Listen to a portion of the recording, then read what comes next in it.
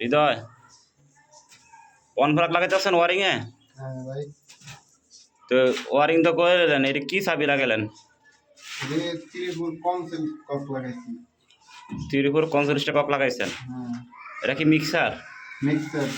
তো মিক্সার লাইনে তো আমাদের সুন্দর সুন্দর আনকমন চাবি বেরিয়েছে, মানুষ তো এই চাবি লাগায়, তাহলে আমরা সিঙ্গেল লাইন লাগালেন যে মিক্সার?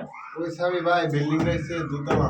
হ্যাঁ, ওটার পানির প্রেসার কম পাইব, সে কারণে ওটা লাগাইনি। ওটা একটু বেশি পাইব। মিক্সার চাবিতে প্রেসার কম পাই, এই জন্য লাগান না? চাবিতে প্রেসার কম পায়, তার জন্য সিঙ্গেল করে চাবি লাগাইছেন। হ্যাঁ। তো আমি তো বাথরুম তো মিক্সারই করা হয়েছে, তাই না? বাথরুম মিক্সারই। এরা পানি প্রেসার বেশি পাওয়া যায়, তার জন্য লাগাইছেন।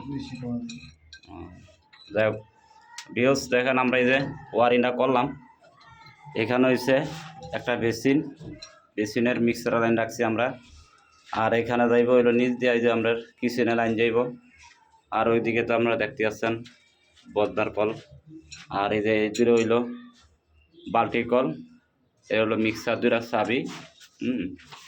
আমরা লাইনগুলা মিক্সার কম ইউজ করি, কিন্তু মিক্সারে দেখা গেছে কি আপনার এই পানি প্রেশার কম হয়, তার জন্য আমরা এগুলা এই সিঙ্গেল চাবি লাগাই।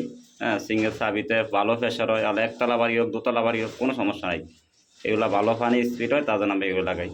আর আমরা এটা দিব হইলো আমরা সিলিং শাওয়ার দিব, আপাতত আমরা সিলিংটা লাগাইতে পারছি না, আমরা আবার এই যে এখানে সিলিংটা দিব, দেখছেন একটা লাল দাগ করে রয়েছে, এখানে আমরা সিলিংটা লাগাবো, সিলিং শাওয়ার। তো এখানে আমরা আবার পরে আপনাদের একটা ভিডিও দিব, আপনারা দেখবেন।